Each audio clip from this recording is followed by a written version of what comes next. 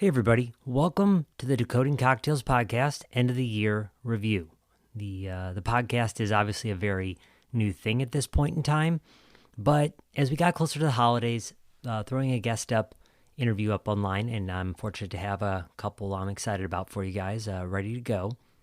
But I thought about taking a minute to explore a little gratitude, a few things I've learned this year, what I'm perhaps looking forward to next year, is what I kind of wanted to take a few minutes to do today. So the first thing that I think I just always need to say at this point as a fledgling but aspiring business is, just honestly on my own end, learning the importance of getting up every day and kind of being a part of the daily grind. There are certainly some parts of the pandemic where things felt pretty gloomy, and thankfully, with plenty of persistence, it feels like I'm starting to break through, and so that's fun. And of course, taking time to decompress from my days as well is proving very, very important. I also just need to say a quick thank you as well in realizing the importance of community, being just infinitely supported by my brother, my father, my girlfriend Becca, my friends Kevin, Yusuf, James, countless other people. Also, when you are in business and learning the way, a big thank you to many mentors. Many of them are in books, people I'm learning from. I do feel like I always have to give a special shout out to my friend Tim Wiggins over at Yellow Belly, who answers just countless questions from me. So a big thank you to him. And also, it's how a lot of businesses start.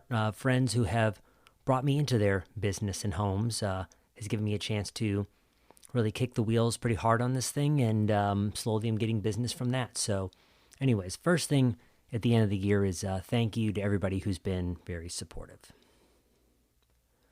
The next thing I want to talk about is, a very common conversation in the wine world thing that I've learned is the importance of terroir.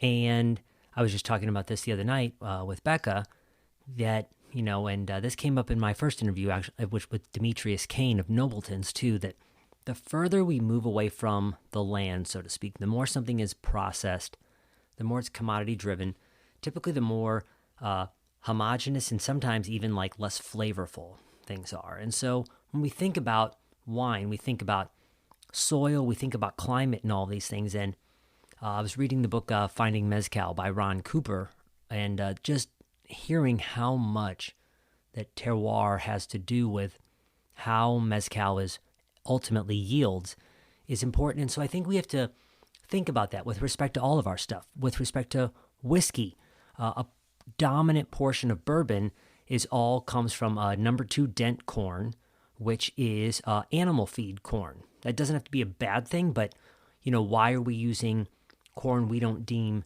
fit to eat to make whiskey?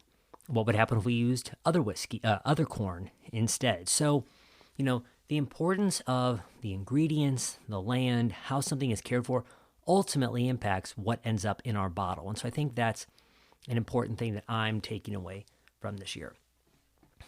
Another thing that is fascinating too is that there are drinks occasionally that challenge my perception of what isn't a noble cocktail. So I think one that I had my assumptions challenged on this year is the Amaretto Sour. So this drink probably debuted in the 1970s, and it really kind of began to get re-examined by a handful of bartenders, including Jeffrey Morgenthaler out of Portland. And what really to think about, we talk about sometimes in our world is like the whiskey sour, for example.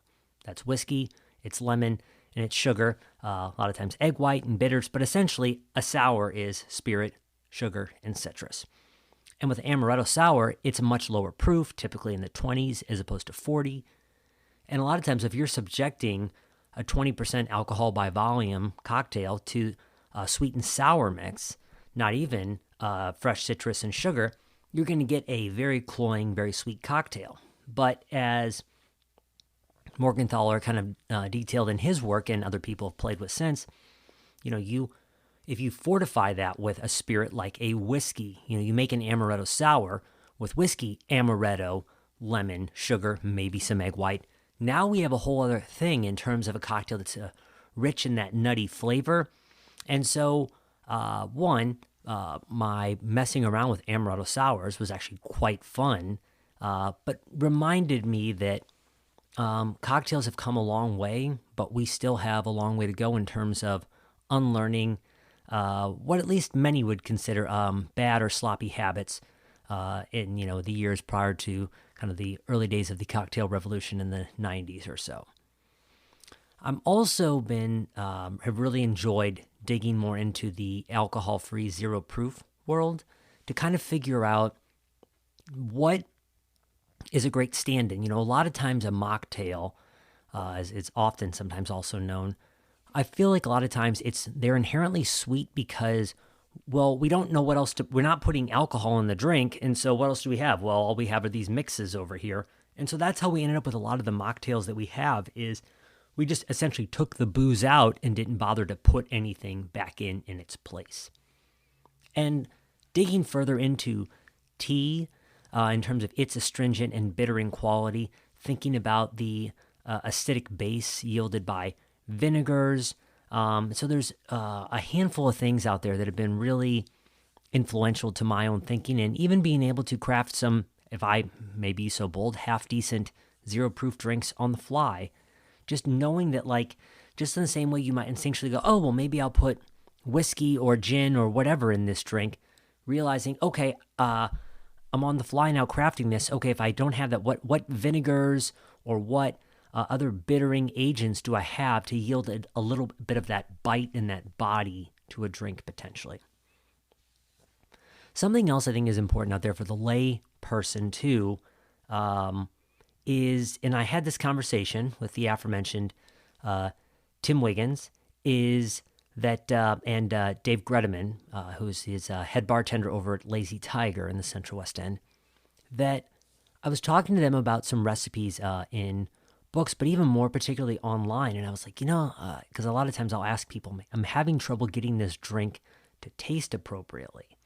And I've had both Tim and Dave agreed with me, or they said, in which was kind of an epiphany for me, that even on sometimes very, very established websites, I can't believe sometimes that the lack of quality control that goes into examining recipes before they're posted online. So, a bartender with a great PR agent gets picked up by a syndicated publication, but nobody ever actually takes the time to sit down and go, does this drink actually check out? It doesn't mean that the drink is necessarily going to be bad, but that a lot of times things that are getting published are frankly just they're not really fully dialed in, or they might be put out by a spirits company, and therefore they're leaning very heavily on their products because they're looking to promote their stuff. So that doesn't necessarily give you a great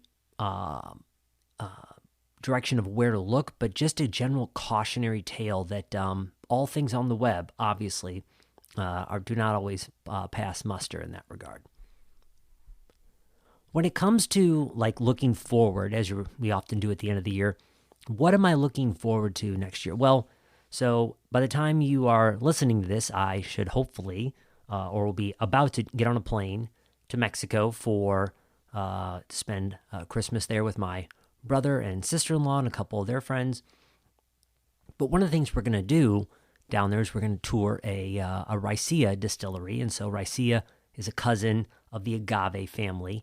And so I'm going to get to go up to a still and kind of see how mezcal and its cousin spirit, more in particular, are made. And so Raicilla is really something that is kind of more qualifying outside the grounds of mezcal based on where it's produced, how it's produced, but is very, very similar in that approach.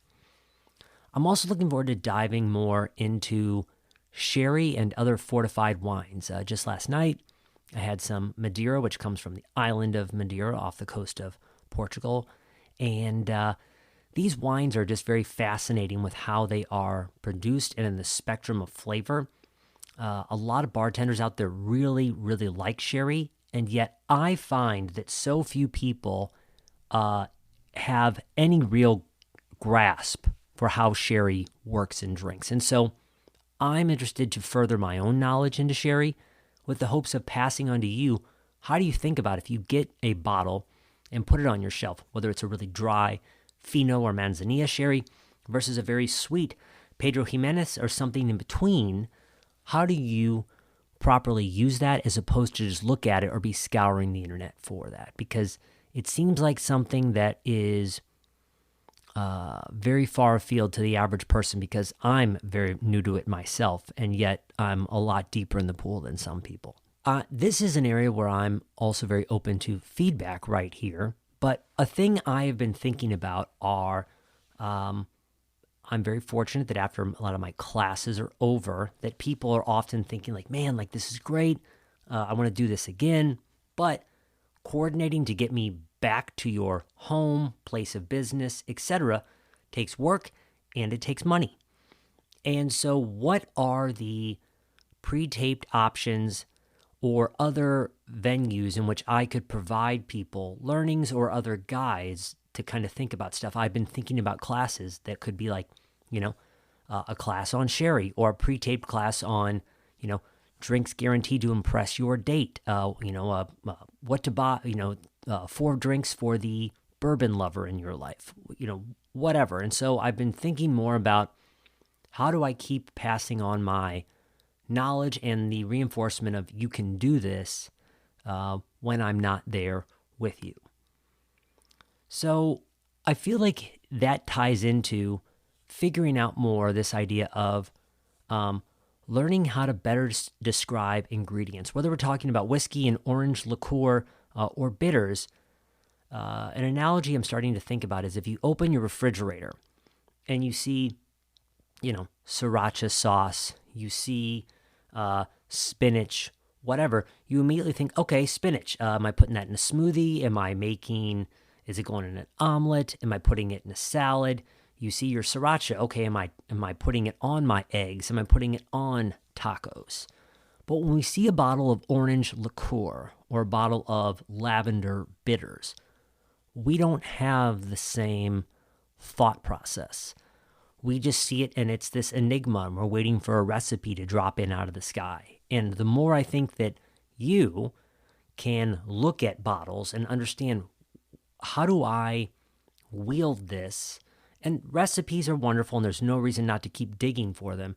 But how do you better on the fly know how to grab a bottle of Grand Marnier or grab a bottle of absinthe and go, okay, here's how I'm going to just start experimenting, etc., without having to have that comfort of that recipe there. As Demetrius Kane said to me at one point, hopefully I'm probably paraphrasing a little bit, but I think it's him saying, the idea that you've got to be willing to waste 4 or 5 ounces of something. And so this is where you don't buy the most expensive stuff when you're making a cocktail, but ultimately you've got to be willing to experiment a little bit. Otherwise, we're never going to learn anything. So being an end of the year podcast, I did want to have a couple of things for those of you looking for last minute gifts for people, but also perhaps could be something, a nice gift for later, or just something even to buy yourself whenever. So a couple of things that are worth considering. Books for the beginner or aspiring cocktail person. A book that I've messed around with a little bit that my brother is very loyal to is a book called 3 Ingredient Cocktails by Robert Simonson.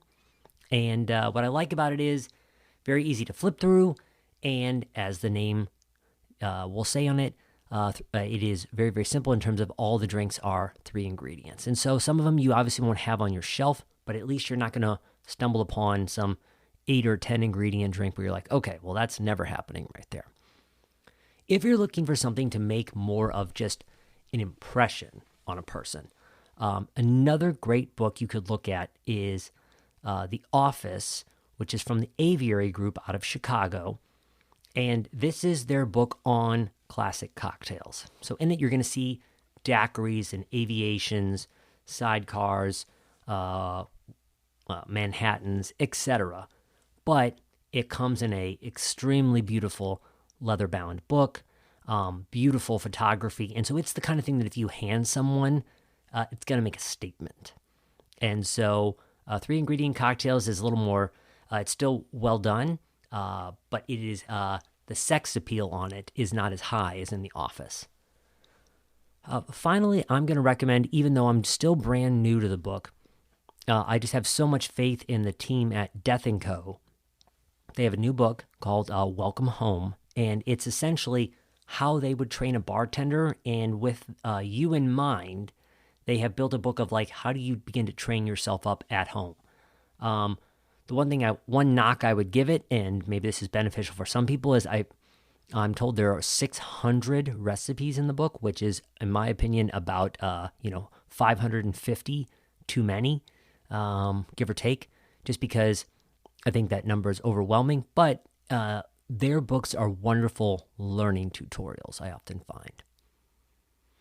So for people who are getting more serious into things, I have a couple things. And so the first one, almost always on all bartenders' lists, and as a follow-up to the last recommendation, Death & Co.'s Modern Classic Cocktail Book is a large tome as well, just like Welcome Home, but it really breaks down at a more technical level for someone who is in the bar business or looking to get into the bar business. They really dive deep into things. So what I would say about the original book is, I know a lot of people who have put it down because it was too detailed for them, but I think it's a wonderful thing to learn from if you're really getting serious about things. A couple things I'd also recommend, and I've mentioned them probably here and there this year, and while they don't necessarily come equipped with recipes, the Flavor Matrix and Flavor Bible books are really interesting for understanding pairings and balancing flavors. To understand and kind of be guided to this idea of if there's an ingredient that you're suddenly interested in, whether it's, I want to put chocolate in a cocktail, or I want to put whatever. The Flavor Matrix and Flavor Bible, and the Flavor Bible is probably a better place to start, but, it'll talk about like, okay, peppermint pairs well. It'll talk about, coffee pairs well, or caramel, whatever, but it gives you an idea of if there are things you like, where do you begin to reach for it? And just as importantly, the opening pages, I think, are very beneficial because it reminds us how flavor actually works, that a huge percentage of it, 80% by some estimates, 80% of flavor comes from aroma. And so the importance of that garnish or how a drink presents depends on how it smells in a way. But it'll get you thinking more about mouthfeel, spiciness, all of these things if you really want to dive deeper into the pool. Finally, and I mentioned this earlier, I read Finding Mezcal by Ron Cooper. Ron Cooper is the founder of the group, I'm going to blank now. Del Maguey is the mezcal company, and I heard somebody take a shot at the company recently, so I don't know if like their practices have been compromised, but great book on understanding like just the absolute labor involved in creating many of these agave spirits and just how deep in the hills some of them are. I think a great analogy here, and there is some also because some of these stills then and now are illegal, but there's actually a big analogy here to American moonshine in a way too. So just a fascinating book, and a book that will also really break out for you the variety and flavor based on the fact that I'm really beginning to understand like how many microclimates there are in Mexico, as an example. Moving away from books just to kind of wrap things up, craft ice is a very unique holiday gift now or in the future, giving somebody large format ice. And obviously you can do these in molds at home. You can also purchase them. And so I've had the chance to kind of, and you will hear in the podcast when I interview Drew Dubray of Nice Ice STL, kind of the process of making large format ice. But also the other day, I had the fortune with a client to actually embed their logo inside of a cube. And so makes for a very, very unique gift. And so that could be for a client, it could be for a friend or family member, etc. So the final thing that I will bring up, because I feel like it's the easiest place to start with it, is one ingredient that I've been blown away by so far is black walnut. Is kind of very native to, in particular, to Missouri and the climate we have here, Missouri and Arkansas, I believe.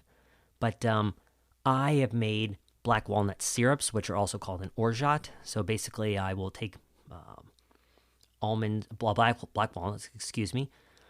walnuts, and blend them up with water to basically create black walnut milk. It's the same way you would actually create almond milk from scratch. You strain it, and then you add some sugar to it, and you basically have this incredible black walnut orgeat. It is so good, guys. So good. You can also infuse black walnut into a spirit like whiskey. So you take like a half cup of black walnuts, put it into a cup of, into a half bottle of whiskey. And there's a little bit of nuance in there, and so I can post some details around that in the show notes, and everything will be in the show notes, by the way. But an easy place to start, because black walnut is just so aromatic, is there are black walnut bitters out there on the market. And really, really a perfect gift for a whiskey or a brandy lover in your life. Be wonderful on an old-fashioned or boozy drink. Also would sit well on top of a whiskey sour as an example. But black walnut bitters would be great.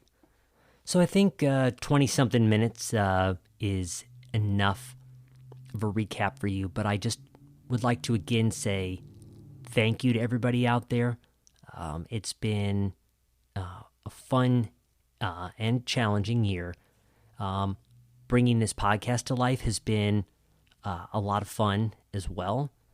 And so I want to thank people for their support around it.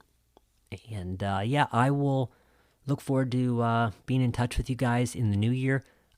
Please, if there's things you want to see me dig into, I'd love to hear from you guys. So until then, have a very nice holiday season, and Happy New Year, everybody. See you soon. Hey, everybody. Thanks for listening. If you liked the interview, the transcript and show notes are located at decodingcocktails.com/podcast. The Decoding Cocktails Podcast is produced by Chris Bay and myself, Chris LeBeau. Subscribe to avoid missing an episode, and if you think this is good stuff, share it with a friend or review us on your listening platform. And check out our newsletter, Cocktail Confidential. Remember, the best way to get better at mixology is to practice. And the best way to do that is in the company of friends and family. Happy cocktailing, everybody.